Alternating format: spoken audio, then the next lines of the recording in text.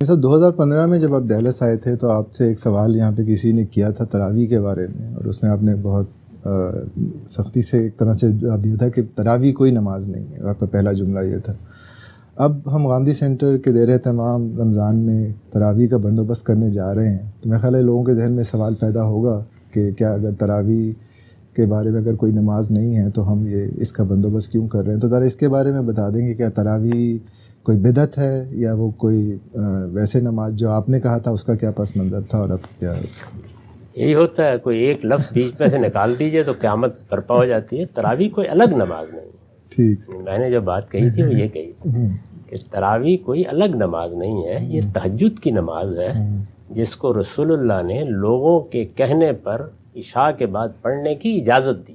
ٹھیک. اس پر میں نے بڑی تفصیل سے اپنی کتاب میزان میں لکھا ہے. یعنی تہجد ہی اس کا اصل وقت ہے. رسول اللہ اسی وقت میں پڑھتے تھے. وہ جو بیان کیا جاتا ہے کہ 3 دن آپ باہر آ گئے تو آپ تہجد ہی کے وقت باہر آئے تھے، آدھی رات کے بعد. تو تہجد کی نماز ہے. لوگوں نے آپ سے پوچھا ہے کہ ہمارے لیے صبح کے وقت اٹھنا آسان نہیں ہوتا، اور اللہ تعالیٰ نے خود قرآن میں بیان کیا ہے کہ وہ لوگ جو محنت مزدوری کرتے ہیں، جن کو سفر پر جانا ہوتا ہے، جن پر کوئی ذمہ داریاں ہیں، تو وہ ضروری نہیں کہ اس وقت اٹھ سکیں تہجد کے وقت. سورہ مزمل میں وہ سب چیزیں گنوائی ہیں.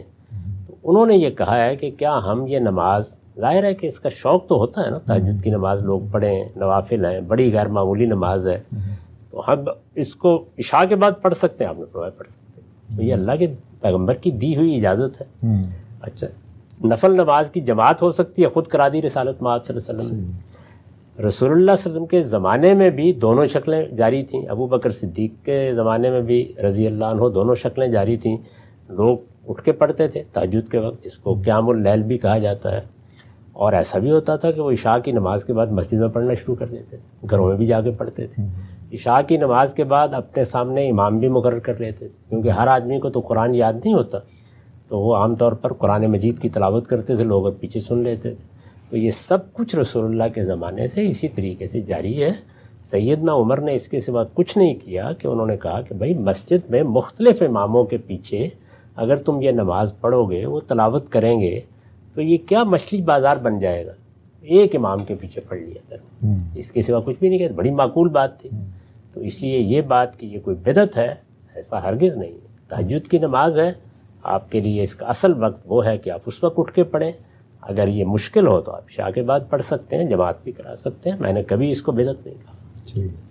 اکثر لوگ اس کو واجب بھی سمجھتے ہیں اور کہتے ہیں کہ اس کے بغیر روزہ بھی مکمل نہیں ہوتا. تو یہ اس طرح کی چیزوں کی کوئی حقیقت نہیں. نفل نماز ہے، تہجد کی نماز ہے، پڑھیں گے بڑا اجر ملے گا، نہیں پڑھیں گے تو کوئی فرق نہیں پڑے گا. لیکن یہ کہ دونوں وقت اس کے لیے ہیں. اصل وقت کون سا ہے؟ وہی کہ آپ سو کر اٹھیں، تہجد کا جو وقت ہے اس میں پڑھیں. یعنی یہ کوئی الگ نماز نہیں ہے. وہی نماز اس وقت بھی پڑھی جا سکتی ہے، اور اللہ کے پیغمبر نے اجازت دی ہے عشاء کے بعد بھی پڑھی جا سکتی ہے. اس کی جو رکعتیں ہیں وہ آپ کے خیال میں کیا بہتر ہوتی ہیں؟ یہ تو ہر ایک انتظامی معاملہ ہے، آپ کوئی بھی پڑھ سکتے ہیں، لیکن ہم پڑھائی جائے تو کیا 8 اور 3 رکعتیں کافی ہوتی ہیں یا پوری 20 اور 23 ہی پڑھانی چاہیے؟ اس لحاظ 3 سے لے کر جتنی چاہے پڑھا دیں. اچھا. خود مدینے میں بعض موقعوں کے اوپر امام مالک کہتے ہیں کہ کوئی لوگ یعنی 46-42 تک چلے جاتے ہیں. اچھا. تو اس وجہ سے جتنی چاہے پڑھا دیں، کم سے کم 3، کم سے کم یعنی اس سے کم نہیں ہونی چاہیے.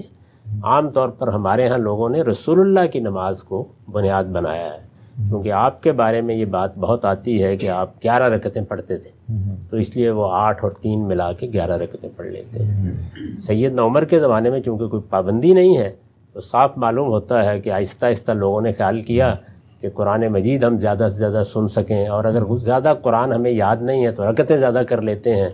تو 20 یا 23 رکعتیں لوگوں نے پڑھنی شروع کر دی. 23 ہی کہنا چاہیے. اس کی وجہ یہ ہے کہ وہ تو وطر کو الگ کر لیتے ہیں لوگ، اس کا حصہ ہے. یہ اصل میں نماز وطر کرنی ضروری ہے، ہر حال میں وطر پڑھی جائے گی. تو آپ چاہیں تو رسالت مآب صلی اللہ علیہ وسلم کا جو عام طریقہ تھا، سیدہ نے بیان کیا، سیدہ عائشہ نے، کہ زیادہ سے زیادہ 11 رکعتیں.